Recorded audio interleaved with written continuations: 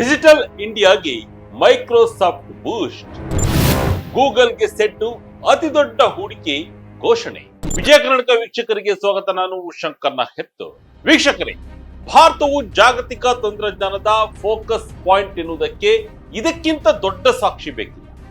Google ಬೆನ್ನಲ್ಲೇ software ದೈತ್ಯ Microsoft company ಭಾರತದಲ್ಲಿ ಅತಿ ದೊಡ್ಡ ಹೂಡಿಕೆಯನ್ನ ಮಾಡಲು ಮುಂದಾಗಿದೆ.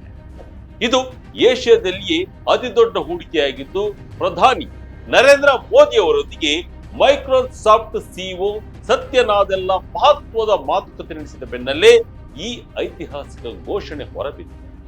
ಇದರೊಂದಿಗೆ ಭಾರತ ಟೆಕ್ ದೈತ್ಯರ ಯುದ್ಧ ಭೂಮಿಯಾಗಿ ಪರಿವರ್ತನೆ ಆದಂತಾಗಿದೆ. ಗಿಗಾವೆಟ್ ಗೋಲ್ಡ್ ರಶ್ ಜೋರಾಗಿದೆ.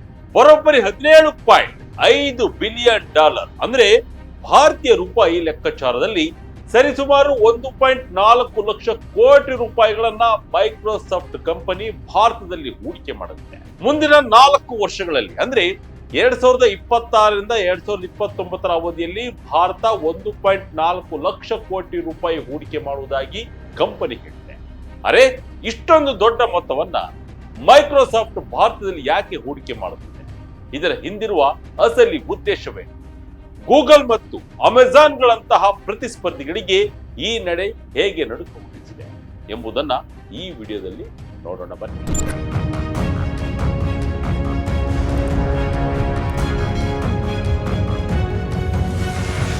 ಹೌದು, ಭಾರತ ಈಗ ಕೇವಲ ಮಾರುಕಟ್ಟೆ ಅಲ್ಲ, ಅದು ಜಗತ್ತಿನ ಎಐ ಅಂದ್ರೆ ಆರ್ಟಿಫಿಷಿಯಲ್ ಇಂಟೆಲಿಜೆನ್ಸ್ ಪ್ರಯೋಗಾಲಯವಾಗಿ ಬದಲಾಗುತ್ತಿದೆ.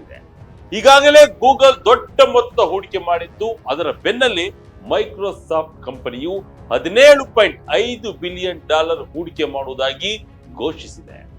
ಭಾರತದ ಕ್ಲೌಡ್ ಮತ್ತು ಆರ್ಟಿಫಿಷಿಯಲ್ ಇಂಟೆಲಿಜೆನ್ಸ್ ಮೂಲಸೌಕರ್ಯಕ್ಕೆ ಹೊಸ ಜೀವ ತುಂಬಲಿದೆ. ಸತ್ಯನಾದೆಲ್ಲ ಮತ್ತು ಪ್ರಧಾನಿ ಮೋದಿ ಭೇಟಿಯ ನಂತರ ಕನಿಷ್ಠ ತನ್ನ ಬ್ಲಾಗ್ನಲ್ಲಿ ಈ ಬಗ್ಗೆ ವಿಸ್ತೃತ ಮಾಹಿತಿಯನ್ನ ನೀಡಿದೆ. ಭಾರತವು ತನ್ನ ಎಐ ಪ್ರಮಾಣದಲ್ಲಿ ನಿರ್ಣಾಯಕ ಹಂತದಲ್ಲಿದೆ. ಮೈಕ್ರೋಸಾಫ್ಟ್ ಮತ್ತು ಭಾರತ ಒಟ್ಟಾಗಿ ಡಿಜಿಟಲ್ ಪಬ್ಲಿಕ್ ಇನ್ಫ್ರಾಸ್ಟ್ರಕ್ಚರ್ ನಿಂದ ಎಐ ಪಬ್ಲಿಕ್ ಇನ್ಫ್ರಾಸ್ಟ್ರಕ್ಚರ್ ಕಡೆಗೆ ದೇಶವನ್ನ ಕೊಂಡೊಯ್ಯಲಿವೆ ಎಂದು ಮೈಕ್ರೋಸಾಫ್ಟ್ ಹೆಮ್ಮೆಯಿಂದ ಹೇಳಿಕೊಂಡಿದೆ. ಮೈಕ್ರೋಸಾಫ್ಟ್ ಹೂಡಿಕೆಯ 3 ಮೂಲ ಮಂತ್ರಗಳು: ಮೂಲಸೌಕರ್ಯ, ಕೌಶಲ್ಯ ಮತ್ತು ಸಾರ್ವಭೌಮತ್ವ. ಮೈಕ್ರೋಸಾಫ್ಟ್ನ ಈ 3 ಬೃಹತ್ ಯೋಜನೆಯು ಮುಖ್ಯವಾಗಿ 3 ಪಿಲ್ಲರ್ಗಳ ಮೇಲೆ ನಿಂತಿದೆ. ಮೊದಲನೇದು ಇನ್ಫ್ರಾಸ್ಟ್ರಕ್ಚರ್ ಅಥವಾ ಮೂಲಸೌಕರ್ಯ. ಇದಕ್ಕಾಗಿ ಹೈಪರ್ ಸ್ಕೇಲ್ ಡೇಟಾ ಸೆಂಟರ್ಗಳನ್ನ ಮೈಕ್ರೋಸಾಫ್ಟ್ ನಿರ್ಮಿಸಲಿದೆ. ಎರಡನೇದು ಸ್ಕಿಲ್ಲಿಂಗ್ ಅಥವಾ ಕೌಶಲ್ಯ ಅಭಿವೃದ್ಧಿ, ಉದ್ಯೋಗಿಗಳಿಗೆ ಎಐ ಬಗ್ಗೆ ತರಬೇತಿಯನ್ನು ನೀಡಲಿದೆ. ಮೂರನೇದು ಅತ್ಯಂತ ಮುಖ್ಯವಾದ ಅದೇ ಸಾರ್ವಭೌಮತ್ವ ಅಥವಾ ಡೇಟಾ ಸಾವರ್ನಿಟಿ. ಈ 3 ಅಂಶಗಳ ಬಗ್ಗೆ ಮೈಕ್ರೋಸಾಫ್ಟ್ ಗಮನ ಹರಿಸಲಿದೆ.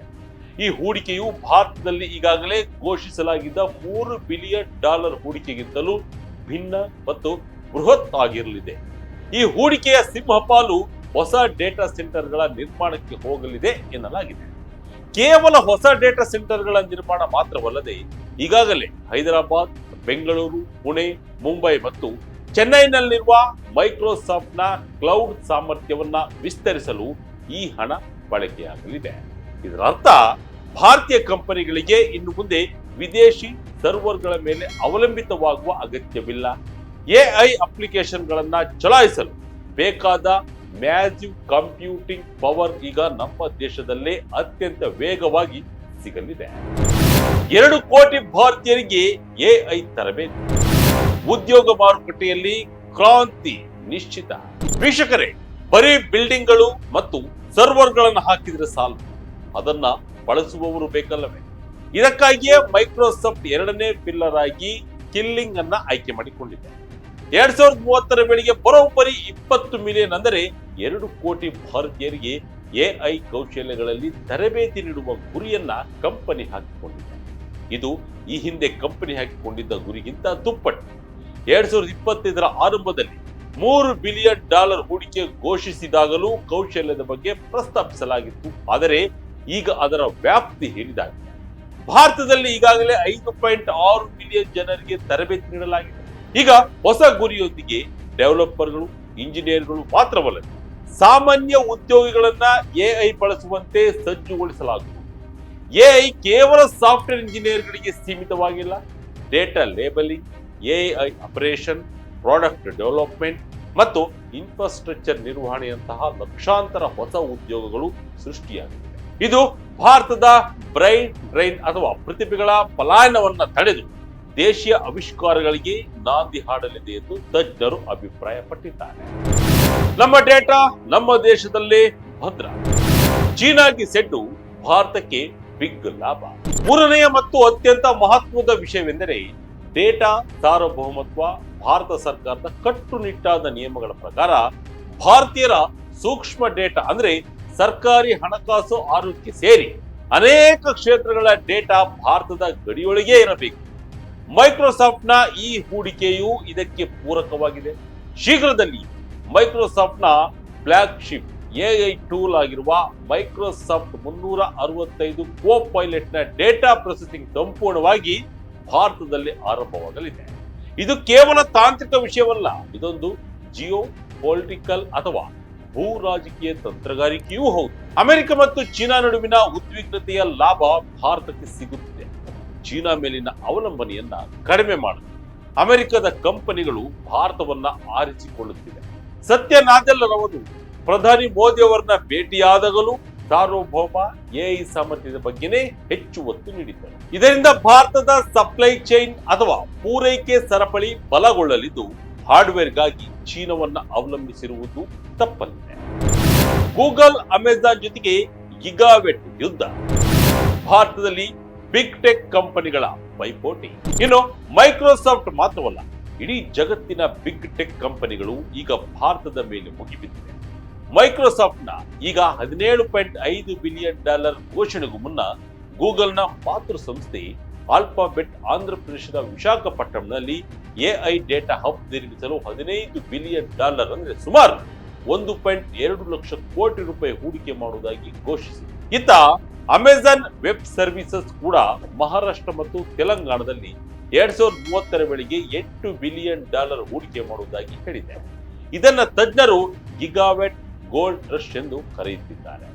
2024ರಲ್ಲಿ 1 ಗಿಗಾವೆಟ್ ಇದ್ದ ಭಾರತ ಡೇಟಾ ಸೆಂಟರ್ ಸಾಮರ್ಥ್ಯ 2027 ವೇಳೆಗೆ 1.8 ಗಿಗಾವೆಟ್ಗೆ ಏರಿಕೆಯಾಗಿದೆ.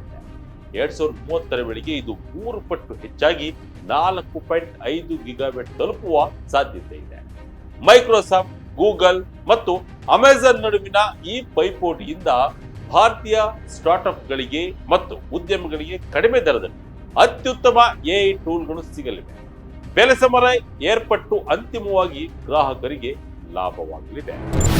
ಸರ್ಕಾರಿ ಸೇವೆಗಳಲ್ಲೂ ಎಐ ಟೆಕ್ನಾಲಜಿ ಕ್ರಾಂತಿ.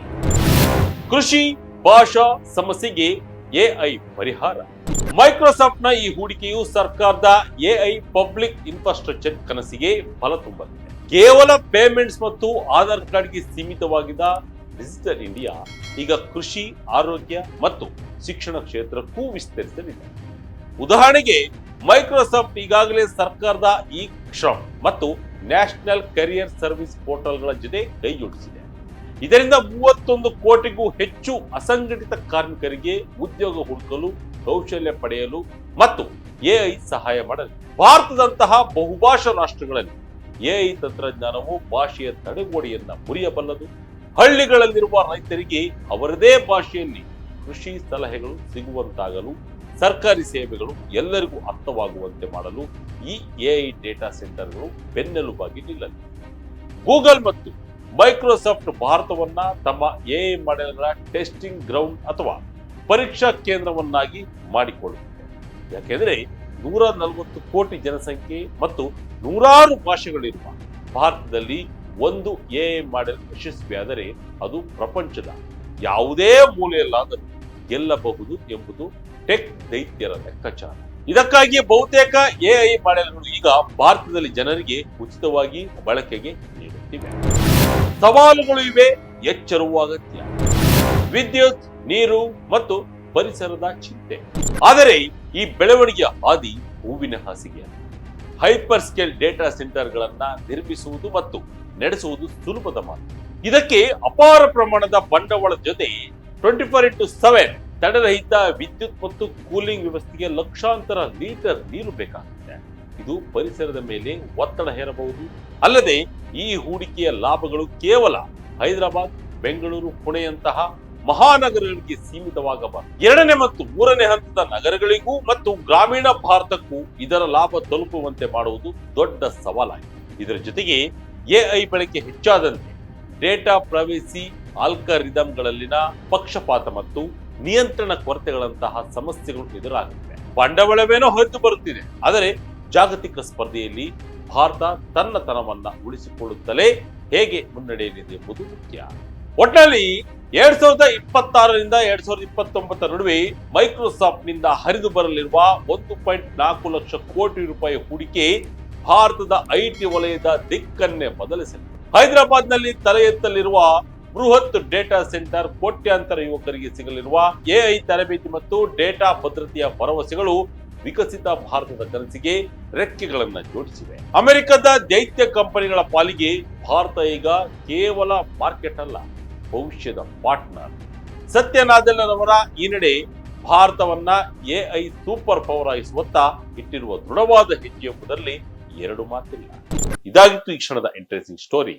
ಇದೇ ರೀತಿಯ ಸ್ಟೋರಿಗಾಗಿ Vijaya Karnataka website, YouTube page, Facebook page follow ಮಾಡ್ತಾ ಇರಿ. ಧನ್ಯವಾದಗಳು.